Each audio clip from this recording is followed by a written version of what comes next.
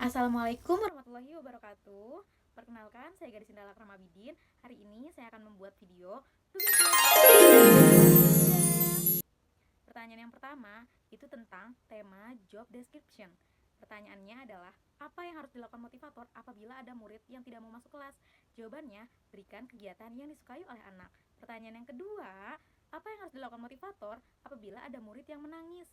Jawabannya adalah segera mendiamkan murid dan berikan kegiatan yang disukai oleh anak. Pertanyaan yang ketiga, apa yang harus dilakukan motivator apabila ada murid yang mengganggu murid lain? Jawabannya adalah segera mengalihkan dan memberikan kegiatan yang disukai. Pertanyaan yang keempat, apa yang harus dilakukan motivator apabila ada murid yang melamun? Jawabannya adalah segera berikan kegiatan yang disukai oleh anak. Yang B, apa saja tugas yang harus dilakukan motivator secara periodik setiap minggu? Jawabannya ada dua. Yang pertama, melakukan evaluasi sesuai dengan level anak. Dan yang kedua, membuat laporan tentang masalah yang timbul dalam proses belajarnya. Nah, kita lanjut ke yang C. Apa saja tugas rutin yang harus selalu dilakukan oleh motivator setiap harinya? Yang pertama, pastikan keadaan kelas selalu dalam keadaan yang nyaman, bersih, dan rapi. Yang kedua, murid harus nyaman di dalam kelas. Dan yang ketiga, murid harus merasa senang berada di dalam kelas. Pertanyaan yang D, bagaimana cara agar motivator mengetahui karakter dan kesukaan anak? Bagaimana cara agar motivator mengetahui karakter dan kesukaan anak? Jawabannya, masuk ke dunia anak dan mencari tahu kesukaan anak. Kita lanjut ke yang B atau yang kedua tentang tema tugas dan tanggung jawab motivator.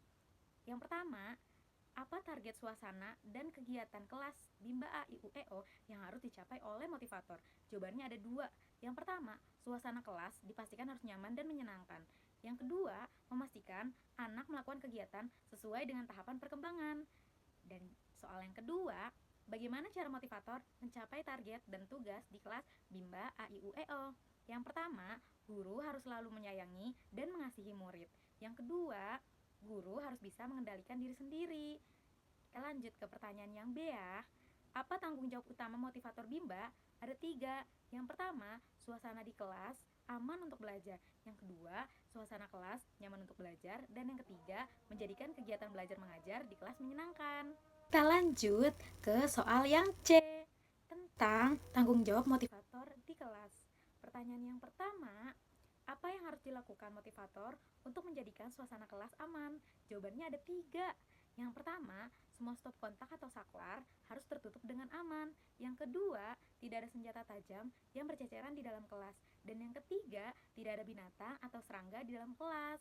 Pertanyaan yang kedua, apa yang harus dilakukan motivator untuk menjadikan suasana di kelas menjadi nyaman? Jawabannya ada tiga. Pertama, sirkulasi udara di dalam kelas harus baik. Tidak terlalu dingin, tidak terlalu panas, dan tidak pengap.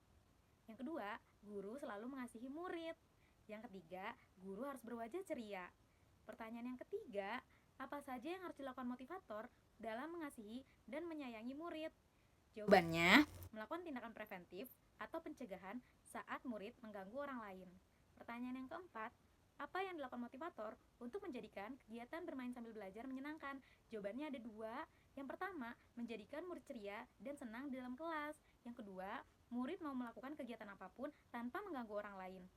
Soal yang kelima, apa yang harus dilakukan motivator untuk memastikan anak melakukan kegiatan yang berhubungan dengan minat belajar? Ada berdialog, perbal kata, bernyanyi, baca cerita, dan bermain tebak-tebakan. Soal yang keenam, apa yang harus dilakukan motivator untuk memastikan anak melakukan kegiatan sesuai dengan tahap perkembangannya? Jawabannya ada dua. Yang pertama, proses belajar dilakukan secara bertahap dengan kurikulum Bimba A, I, U, E, O. Yang kedua, pemberian modul sesuai dengan kemampuan murid.